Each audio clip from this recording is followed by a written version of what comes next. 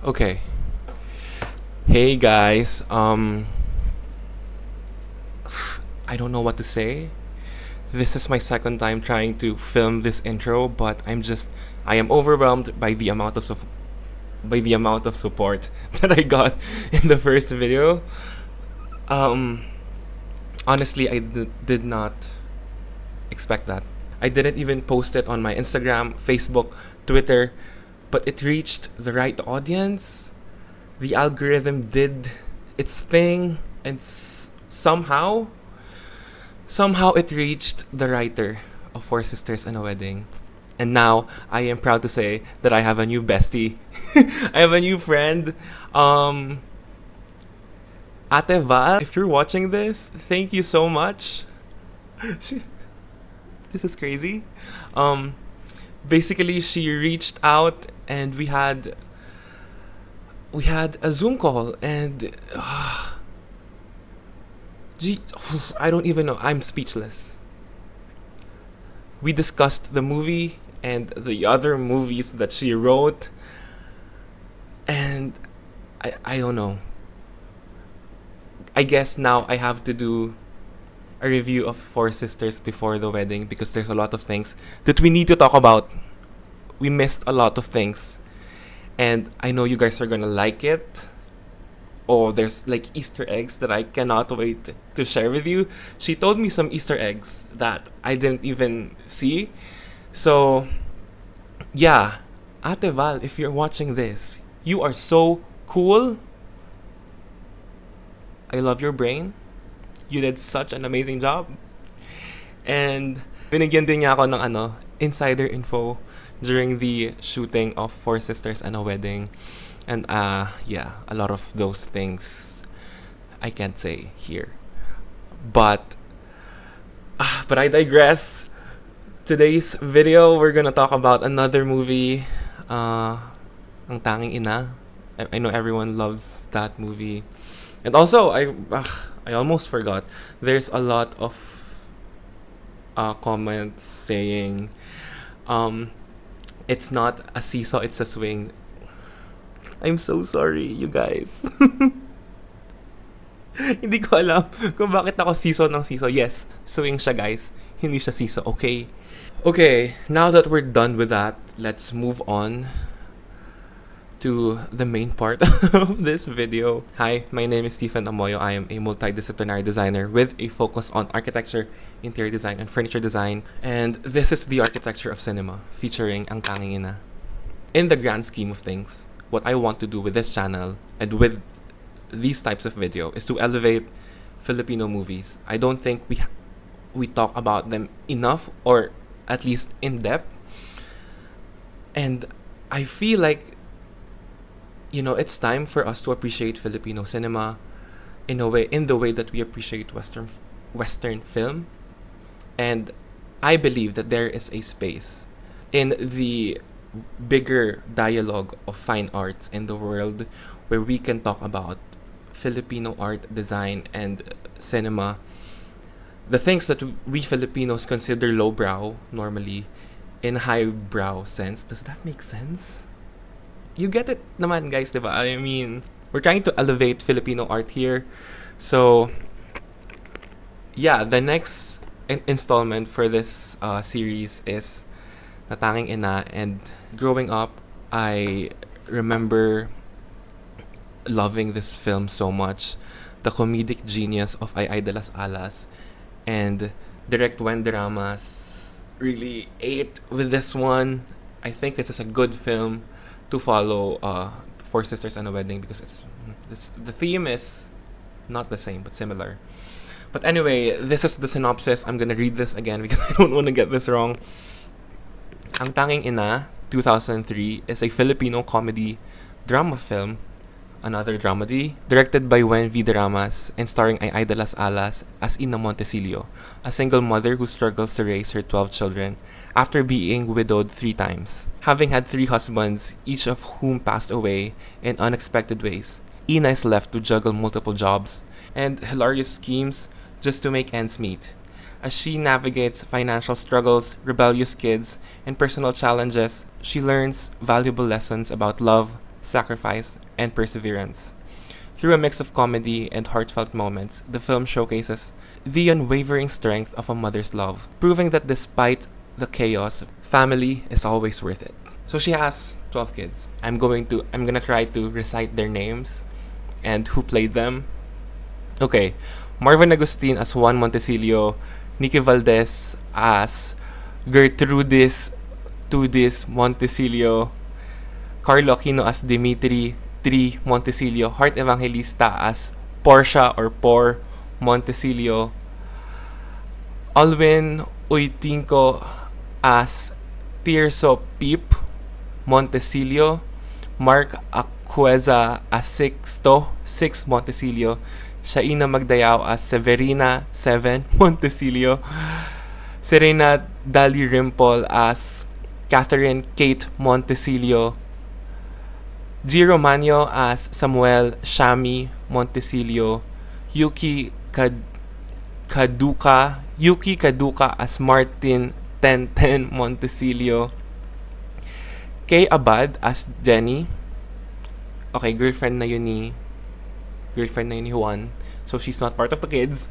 But yeah, those are the kids. And the question here is, pinlano ba ni Ina? Wait, 10 lang yun. 10. Ano yung pangalan ni 11 tsaka ni 12?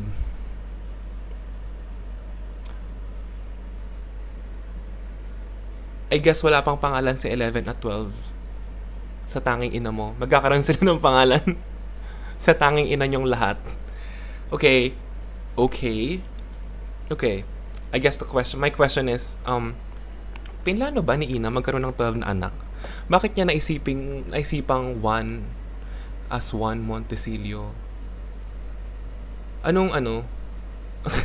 The title Tanging Ina is already a play on words. I think that it's a reference to this 2000 film Tanging Yaman, because throughout the film they were quoting old movies, and I guess that is just the Montecillo family. They just quote films randomly, specifically Rowena and Ai. Hindi pa rin sapat para tawagin kang isang mabuting ina. Manalo ka dyan! Maputi lang si Ate B. Oo, ikaw kakulay si Sheriff pa. They also said that they love movies, so I guess that's their bonding time. In the early 2000s, ano pa bang ibang bonding time kundi manood ng movie? Like, there's nothing to do. To be fair, I was 5 years old, pero again, watching movies and incorporating the lines in your personal life, that's low-key funny. The beauty of this film is that they referenced pop culture in the 2000s. And it's one of those things na when you watch it now, medyo it gets lost in translation, especially if you don't know, for example, Tanging Yaman. They copied a scene from Tanging Yaman and Lola, di ko ba siya nalilito? Sino? Ang Diyos po. Saan malilito? Nalilito saan? Pagsabay-sabay pumagdara sa mga tao. Tapos, iba-iba pa po ang mga hinihingi natin. Lahat po ba tayo naririnig niya? Kahit yung bigkas ng bibig hindi binibigkas ng ating at yung mga bibig lihim na dinadain ng at yung mga lihim na dinadain ng ating mga puso. Natitinig niya yun. if you watch Tanging Ina now without watching Tanging Yaman, you wouldn't understand why it's funny. Because it's one of maybe the only... No, it's one of the first Filipino movies who actually included Filipino pop culture into the script. I just feel like it's something new for the audience at the time na, oh, they... You know that Leonardo DiCaprio meme? Up! Here I come. Here It's like, if you get it, you get it. I think it was so smart of them to include pop culture reference and also so revolutionary because you have to understand that during the early 2000s, Ai de las Alas was not the girl that we know. She's not that it girl of cinema. She was a comedian and this was her big break. The casting was solid. It was their comedic timing is chef's kiss. Everyone, I feel like it's one of those movies na you just know that everyone's having fun in the set. Okay, so that's the synopsis of the film. But before we dive deep into the design talk, I want to have a disclaimer. We will not be talking about the other 3 movies. Unlike Four Sisters and a Wedding, for me, Four Sisters and a Wedding was fine on its own. But Tanging Ina, it needed a second film. Okay, the thing is, Tanging Ina was good. It's a good foundation. Tanging Ina niyong lahat, great. I think we ended in a good note. Tanging Ina mo, last na to, no one asked for that. Honestly. Maybe it's kasagsagan ng peak ng career ni Ai. So, I guess, let's milk this. And, MMFF was different before. So, I guess, they needed that or they wanted that. And the ending ng Ina mo, no one asked for that. Why did we get it? I don't know. I mean, did you guys enjoy? I don't want to say. Also, I'm not sure if na-discuss to sa other 4 Tanging Ina films. Pero where did Montecillo come from? Yung Montecillo ba galing sa first, second, third, or no, not the 4th husband kasi Montecillo na sila before. Pero lahat ng anak niya Montecillo. Kanino galing yun? I would assume na dapat iba-iba sila lahat ng last name.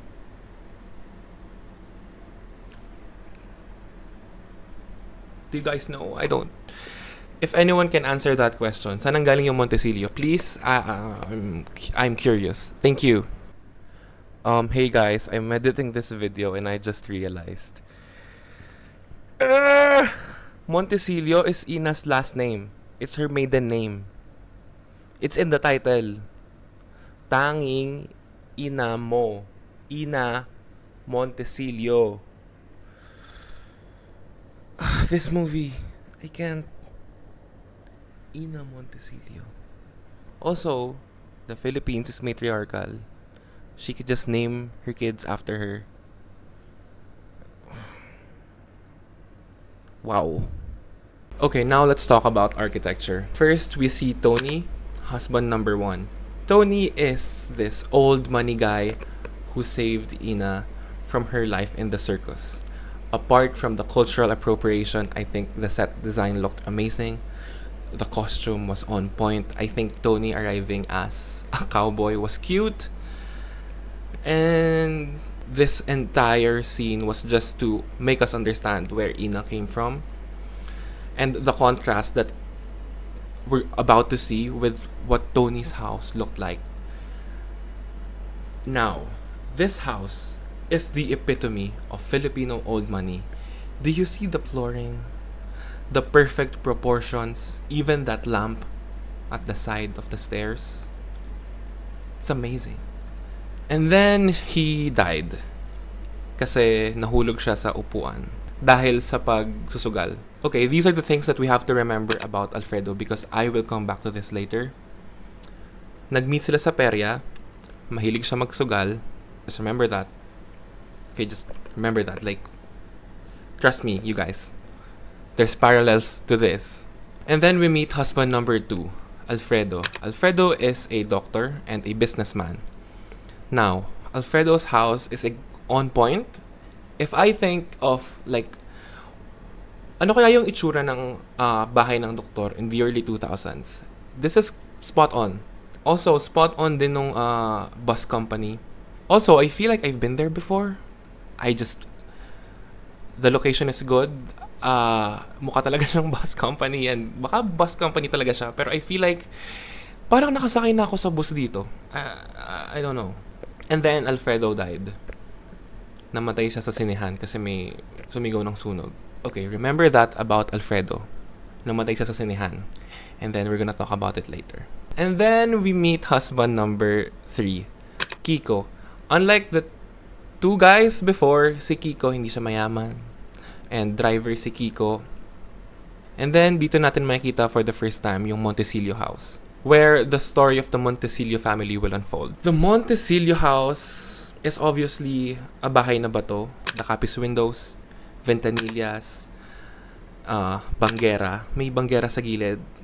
Also, the staircase.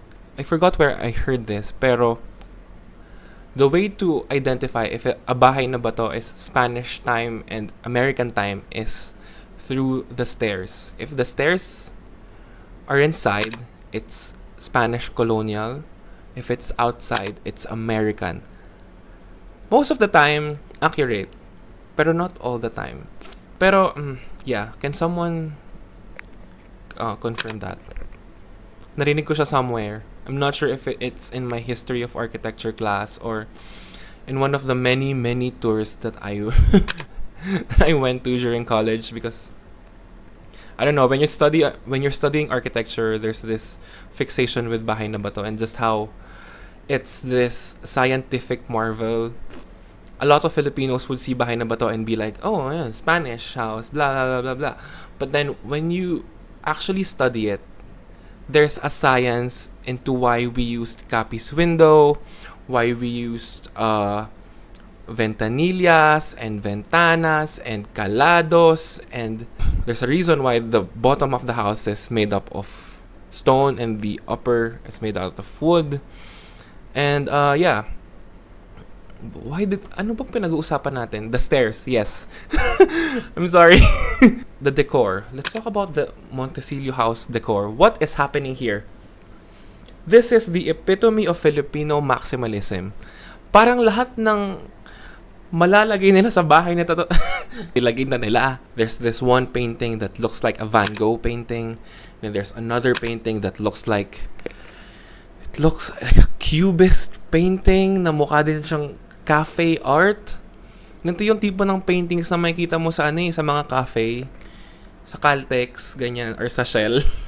For some reason, there's this Kandinsky print and Tiffany lamp. And okay, let's talk about the Kandinsky and the Tiffany lamp. Within the first 15 minutes of the film, their problems already solved. Do you know how much a Tiffany lamp costs these days? Okay, you know what? I-search natin yan.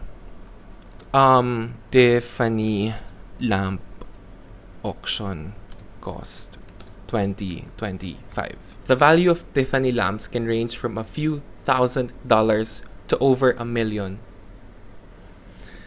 depending on their specific characteristics. For instance, Tiffany Studios Pink Lotus lamp sold for $2.8 million in 1998. $2.8 million $2.8 million in 1998. You know what? USD to peso. 160 million pesos in 1998. Ano yung cost of living in 1998? In 1998 Philippines. The number of years 160 million pesos can last a family of 13, and their lifestyle spending would be basic middle class family 51 years. 51 years. Comfortable upper middle class 25 years. High-end lifestyle luxury living 10 years. Ina Montecillo, if you had sold your Tiffany lamp, wala kang problema eh. Your problem was already solved within the first 15 minutes of the film. And I just 2Ds tsaka por, since kayo yung artist tsaka maarte sa family, bakit hindi nyo alam na Tiffany lamp yun? Akala ko ba kayo yung creative people and maarte sa family? Oh my God! Isama nyo pa si Rowena. Okay, let's talk about Metro Manila in 2003. I feel like it's the perfect time capsule for what Metro Manila is in the early 2000s.